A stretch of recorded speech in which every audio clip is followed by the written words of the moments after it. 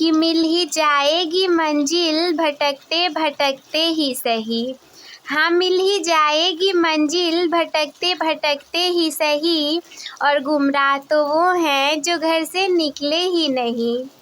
Hello मेरे प्यारे student, स्वागत है आप सभी का आपके favourite YouTube channel smart student with Shraddha में। मैं आप सभी का स्वागत करती हूँ। तो आज का ये वीडियो हमारा लगातार चल रही उसी सीरीज के अंतर्गत है, जिसमें कि मैं आप लोगों को कक्षा 10 गणित चैप्टर 4 द्विघात समीकरण के प्रश्नावली 4.1 के प्रश्न संख्या दूसरे वाले भाग को करवा रही हूँ। तो बीच में क्या है कि कुछ परेशानियां आ जाने के कारण वीडियो आप लोग को तक नहीं पहुंच पाई, तो उसके लिए दिल से सॉरी। क्या है कि बगल में हरि कीर्तन चल रहा था, जिसके वजह से सुबह से लेकर रात तक डीजे की आवाज़ें आ रही थी। तो इसके लिए मैं वीडियो शूट करती भी तो उसमें बहुत ज़्यादा नॉइज हो जाता, तो वीडियो अच्छी नहीं बन पाती। तो इसके लिए कुछ दिनों का गैप दे करके मैंने आप लोग को कुछ शॉर्ट वीडियो प्रोवाइड किए, ताकि उससे भी आप लोग मोटिवेट हो सकें। तो ये वीडियो चलिए हम फिर से वहीं से स्टार्ट करते हैं जहाँ से हमने छोड़ा था। तो प्रश्न करना क्या था हमें इसमें ये जो हमारी ये सारी स्थितियाँ दी हुई हैं, जैसे पिछली वीडियोस में मैंने पहली और दूसरी स्थिति बता दिया था, तो ये तीसरी स्थिति दी हुई है। तो करना क्या है कि हमें इसको हल करके द्विघात समीकरण के रूप में व्यक्त करना है। तो चलिए हम इसे शुरू करते हैं। द्विघात समीकरण मैंने आप लोग को बताया था कि क्या होता है, ax² + bx + c के रूप का वो हो जाएगा हमारा द्विघात समीकरण। तो ये प्रश्न है हमारा कि रोहन की माँ उससे 26 वर्ष बड़ी है। सबसे पहले तो एक बार प्रश्न को पढ़ लेना है। रोहन की माँ उससे 26 वर्ष बड़ी है। उनकी आयु वर्षों में का गुणनफल, मतलब उनकी आयु का गुणनफल अब से 3 वर्ष पश्चात 360 हो जाएगा। हमें रोहन की वर्तमान आयु ज्ञात करनी है। अब आप लोग आयु मत निकालने लगिएगा, हमें आयु नहीं निकालना, हमें इसे द्विघात समीकरण के रूप में व्यक्त करना है, जो कि क्वेश्चन में दिया था। तो एक बार हमने प्रश्न पढ़ लिया, इसके बाद हम पहली लाइन पढ़ करके जो जो भी दिया है हम वो सारा लिखते जाएंगे। रोहन की माँ उससे 26 वर्ष बड़ी है, मतलब रोहन की कुछ उम्र होगी और उसी उम्र से 26 साल बड़ी उसकी माँ की उम्र होगी। तो सबसे पहले हम मानेंगे, माना रोहन की आयु = x वर्ष। ये रोहन की आयु हो गई। देखिए यहाँ पे बहुत ज़्यादा बारिश हो रही है, जिसकी वजह से काफ़ी ज़्यादा आवाज़ें भी आ रही होंगी, तो प्लीज़ आप लोग उसे इग्नोर करके पढ़ने में ध्यान लगा लीजिएगा। क्या है कि बारिश को तो हम रोक नहीं सकते, पर वीडियोस को भी हम नहीं रोक सकते, वीडियोस भी डेली प्रोवाइड की जाएंगी, तो कृपया आप लोग साथ दें और उस आवाज़ को इग्नोर कर लीजिएगा। माना रोहन की आयु x वर्ष है, फिर उसके बाद रोहन की माँ की आयु।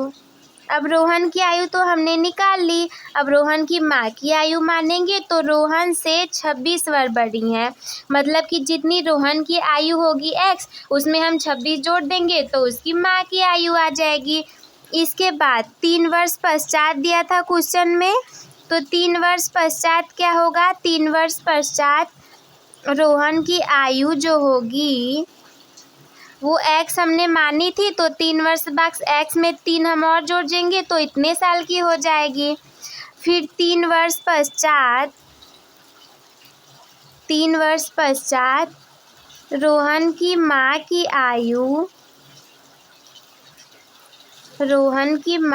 आयु कितनी हो जाएगी, उसकी माँ की आयु थी x + 26, और 3 वर्ष पश्चात मतलब 3 और जोड़ देंगे तो हो जाएगा हमारा x + 29 वर्ष। तो ये तो क्वेश्चन में जितना दिया था हमने उतना हल कर लिया। अब इसके आगे हम क्या करेंगे, तो इसके आगे हम करेंगे कि प्रश्नानुसार। अब प्रश्नानुसार क्या था, प्रश्नानुसार देखिए ये था कि उनकी आयु का गुणनफल अब से 3 वर्ष पश्चात 360 हो जाएगा,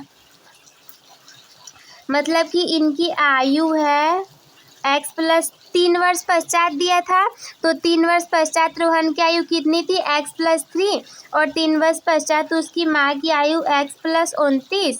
इन दोनों का गुणनफल हो गया कितने 360 के बराबर। सबसे पहले तो आप लोग समीकरण बनाना सीख लीजिए। तो ये हो गया हमारा x plus 29 is equal to 360। अब क्या करेंगे कि हम इसे हल करेंगे। अब हम इस x का गुणा x प्लस 29 में करेंगे और फिर इस 3 का गुणा x प्लस 29 में करेंगे इज इक्वल टू 360 तो हमारा रहेगा ही। अब x into x x square plus 29 में x का गुणा करेंगे 29x प्लस 3 में x का गुणा करेंगे 3x प्लस 29 में 3 का गुणा करेंगे 87 इज इक्वल टू 360।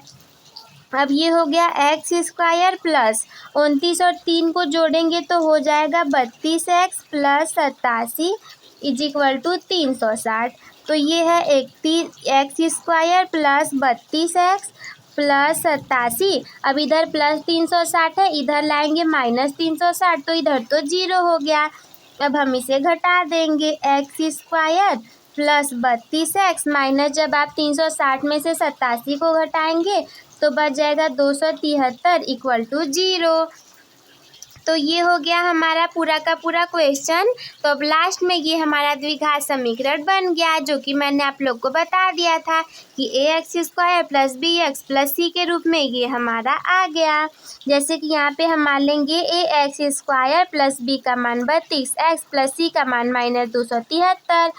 तो अब हम लिख देंगे अतः रोहन की आयु द्विघात समीकरण x square plus 32x minus 273 को संतुष्ट करता है। ये हो गया हमारा पूरा का पूरा क्वेश्चन। बहुत आसान था ना। अगर नहीं समझ में आया हो तो एक बार फिर से वीडियो को देख लीजिए।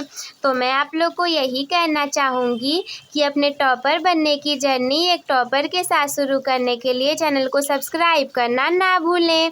वीडियो को लाइक कर दीजिएगा, अपने दोस्तों के साथ भी शेयर कर दीजिएगा और अगर कोई भी डाउट मन में हो तो हमसे कमेंट बॉक्स में पूछना ना भूलें।